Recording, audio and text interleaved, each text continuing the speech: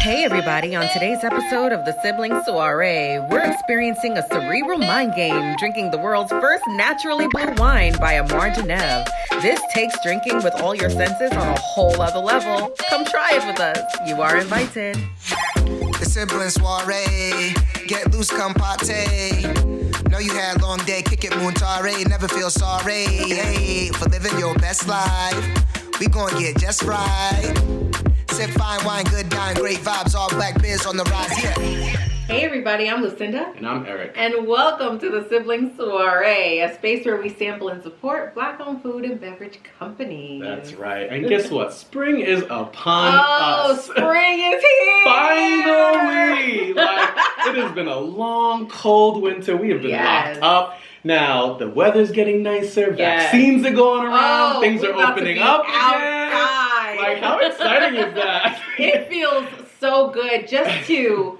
You know, the air smells different. Smells good, yeah. And senses, smell is so important, right? Yeah. To walk out of the house and all of a sudden you get a hint of flour. Yeah. It's it just changes your mood, your perception of the day. There's some endorphins that come out, right? No, suddenly the smell of, buds coming onto the trees and just it smells like summer is near. You can smell the seasons changing. If you're like me, your allergies can sense it too. That's a thing. But the plus side is you can smell this notion of how our senses in some ways tells our brain, I'm not a specialist, but it tells our brain what to expect. Right. It's a perfect segue into what we're tasting today. Yeah. Because what we're trying today is different from the norm. It's very different and very exciting, I might add. Yeah. It is the world's first natural organic blue wine. Absolutely. I think that's really interesting and special. Well, first of all, if you've watched our recent episode, you know that Eric's favorite color is blue. It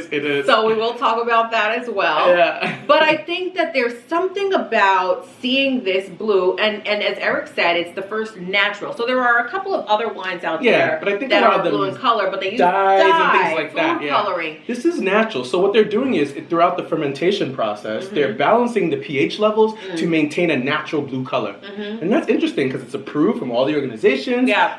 And it's natural and organic, but it has this really stimulating visually a pleasing blue color, and I've never seen anything like that. But I don't know what to expect. Right. I think that's what's really messing with my brain, honestly, right? Yeah. We're going to talk about the founder and the owner of Amour Genève, right? But he talks about this notion of a cerebral mind game. Yeah. And I feel like he's playing a mind game with me. Yeah. Because I have no idea.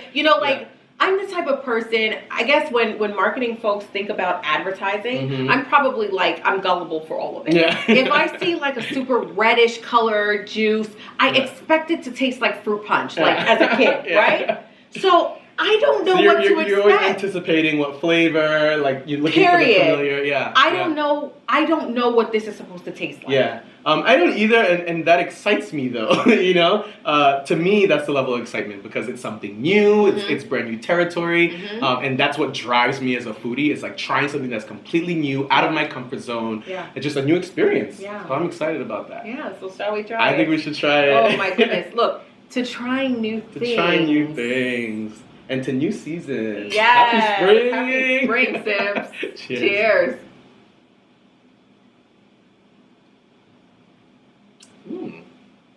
That's cute. It's good. It's really good. That's cute. It's really good. It tastes like mangoes to me. I'm getting a lot of fruit notes. I thought it was, but it's not super sweet. No, it's not. It's kind of riding that line. I think I expected it to be sweeter because the color is so vibrant. Yeah, so in some ways, you think about us being a kid, high C or yeah, like it was a blueberry juice or something. Yeah. No, it's not. It's not that. It's not blue juice. No, it's not blue juice. I got some vibes because my frat makes a blue juice that is everything, and I keep seeing the color, and maybe I wanted to taste that. But this is good wine. This is really good wine. Very tasty. And honestly, we have these conversations about when it says it's fruit forward and it's got notes of A, B, C, and D. Yeah. This legitimately tastes like mangoes and peaches to me. I taste that. And maybe some hints of berry as well. I'm definitely getting fruit though, very fruit forward as compared to a lot of other wines. And actually drier wines as well. Because it's not super sweet, but it's fruity and it's dry. I really like it. I like it. Yeah. And not only do I like it, but I think, we're talking about spring, and we know spring means that summer is like really around the corner. Yeah. I feel like this is a showstopper bottle. This is one of those things that you're going to bring to the party, and you're like, it's going to be a hit. People are going to talk about it. Like, what is this blue colored beverage in a wine bottle? And there's such a cool story behind the bottle and the concept. So I think that, when I look for a show-stopping bottle, it's not just, the presentation, because that's part of it, right? You show up, it's visually stimulating, it's got a nice, we'll get into the message, but like, also there's a good story behind it, and I like to share those when I bring them, around friends, so that's fun. So let's talk a little bit about Copia Los Salinas, right? The winemaker and founder of Amour Genève. Amour Genève, really interesting bottle. We always look for, on this show, we look for the family connection. That's our thing, right? We're Sibs, we're a family show, and we always try to connect with the brand and kind of in that way, if there is that path in the story. And there is here. So, I mean, how this was realized is, it was all a tribute to his dad, who loved the color blue. He was in love with all shades of blue. He traveled often. He was a Marine. He was a Marine. And so everywhere that he went, he collected like stones, turquoise, jewelry, blue diamonds. And I could definitely attest to that. I don't know about you, but like when I travel, you often go to like markets and flea markets and places where you're going to buy things for people. And I started very early in saying, okay, I'm going to buy souvenirs for my friends, but I'm going to make sure I bring something home for me. Something meaningful for yourself. Yeah. And so, I remember being in Tanzania and bringing Tanzanite back and what that experience was like. And so as he talks about his experiences as a child with a father who during his travels would bring these stones back to him, that was something that it was a sense of nostalgia. Right? I think so. And that's special. And I can relate to that because I also have kind of this odd relationship with the color blue. It's very common for me, and yes, it is my favorite color. I don't know if it's just that I like looking at it, but this color has kind of followed me throughout my life. Unintentionally, right? Like every school I've gone to has had the color blue and white. Did you know? The school colors were blue and white, and that's obviously just coincidence. Like I didn't choose the schools for that reason, right? My fraternity is blue and white. I did my research before I joined the frat. Like, it was all about the ideals. Just happened to be like, this color continues to follow me in my life. Interesting. I'm always the most calm near the ocean, like water, cool colors. That's my jam. That's my vibe. I mean, our surname is Aquay, and aqua. Aqua is very, it's going to be in water. And like, so I don't know. It's this reoccurring theme in my life. It's interesting. So I was really excited to try this because, I don't know if we've even talked about it, but I am now sharing it with our Sibs. Welcome. So it's interesting. But, ultimately, I think that, he talks about growing up in a Spanish household, right? He's Afro-Latino, right? And so his father would often cook. Like that was his thing, right? He said his dad was a chef, and not only, but not chef in a professional sense, but like me, like you, like like our Sibs, people who like to just cook enjoy cooking and cook often, and the ability to bring family together over a meal, right? And I love that he said that in one of his interviews, just like that like food is love, and that's a way to bring family together, and like we definitely identify with that. We talk about it all the time, you know, holidays, regular, any day, right? We bond over food. That's kind of our thing, right? So that was a really special part of his story as well. And so he said that his father was always very intentional about what he was making and how he would pair it with wine, with beer, you know, beverages that often told a story. So it wasn't just about, I'm cooking, this awesome chicken dish and I'm pairing it with this wine. It was, I've been here. This is where it's from. Right. Let me teach you about this. This is why I'm pairing it like this. Absolutely. Take it in. Like he talks about the aromatics and like smelling it. Right. Certain alcohol pairings, maybe even before he was old enough to drink. But his dad would just say, smell it. A different understand why this smell pairs well with this dish, and like it kind of explained these things to him. So he had a jump start on the industry before he even knew he was destined for it. Right. Yeah. That's pretty cool. That's pretty damn cool. Yeah. And I mean that wasn't necessarily his background, right? But just again, when we think about messages and messaging, I think that's a theme that we like to focus on here at the soiree, right? It's just what is the bigger meaning in all of this? Right. And ultimately he said, look, I'm just gonna try this thing. I don't know what it is or what I'm getting myself into. I love the fact that many of the bottles that he distributes are personally signed. They're personalized. I love that. I mean that's a small touch that goes a long way when you present a product to the public, right? I mean, to write on each bottle, personally, this one says "Dream always." Dream. What a great message. What a great message, you know? Dream. And not only dream always, but I'll take it a step further. I believe that, whatever your personal belief is, the ability to know that you're capable of receiving more than your wildest dream. Like, if you think big, take that and then multiply that by 10. Yeah. Don't limit yourself. The world is vast. Opportunities are flowing. Absolutely. Open your mind. Be receptive. Dream big and always. Love it. Drink blue wine. And drink blue wine! I mean, who would have thought? But we're here. Dream big. And it's awesome. Dream big over blue wine. Yes. Cheers.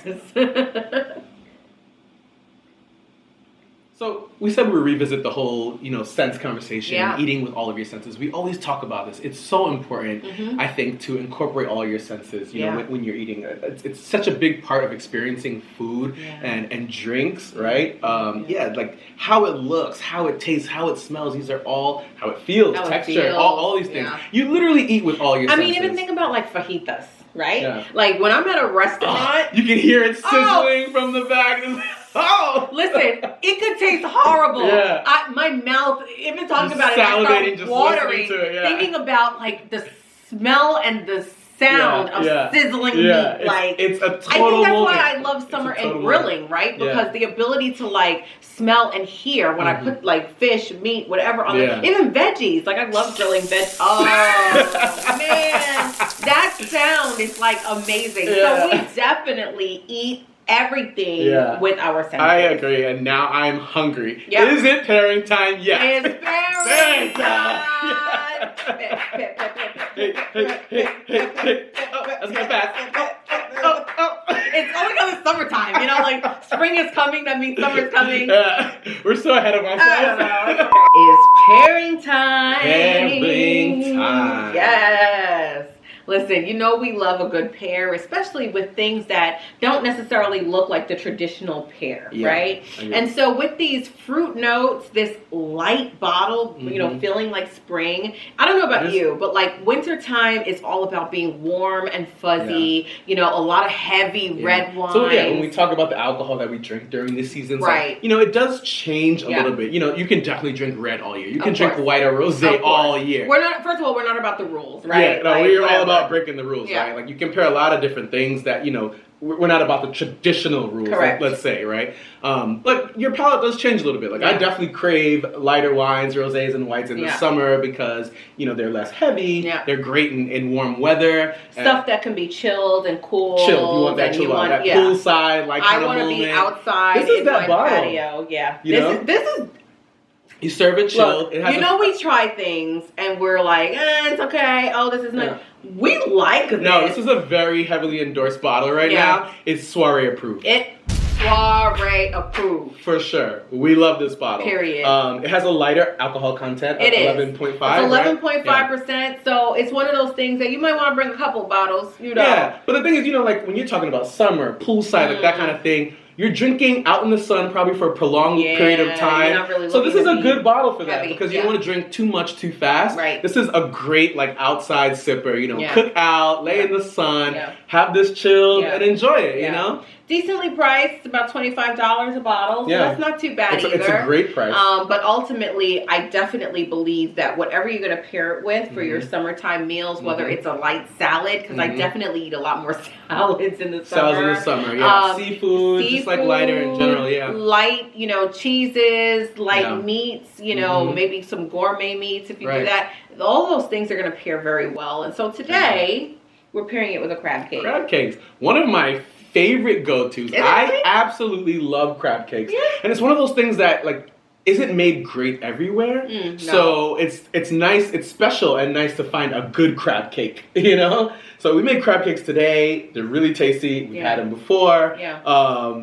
Talking about the plating, we just We added a little kale for garnish, just a little color for the green, and some chipotle mayo. So you can do like a tartar sauce for sauce. I like chipotle mayo because it adds a little kick, a little fire to it. Yeah, I like a little spice. Yeah.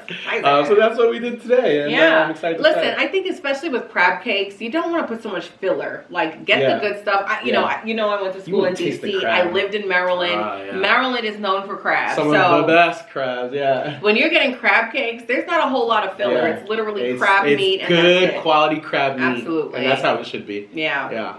But, first of all, bon appetit. Yep. Shall we? Mm-hmm. Bless it, bless. And you are invited. To our blue show. To our blueprint as a CEO of the company. He's all about following your blueprint and how important that is in terms of leaving a legacy. There's lots of jewels. Yeah, he drops that term often, and I really like it because there is this whole concept of a blueprint and, legacy on different generations, on the public, like what your brand is bringing to the table. And I kind of like that concept. I think it's interesting. Well, I think we've talked a lot about what are you leaving behind for the next generation, But this is delicious, and I think it pairs really well. So listen, it's not goodbye, it's simply see you real soon. It's always see you real soon. Hey, let us know what you thought about this episode. Drop some comments below, hit those buttons, like and subscribe. Come back to the next soiree because we miss you already. Right. Happy spring, folks. Until next time. Cheers. E and Lou, lovers of drinks and food, sharing that fleek review, helping you identify jewels. The gems and the places, something like the water in Oasis. Buy black, that's a great win. Circulate the dollar, that's what we call amazing. The Sibling Soirée.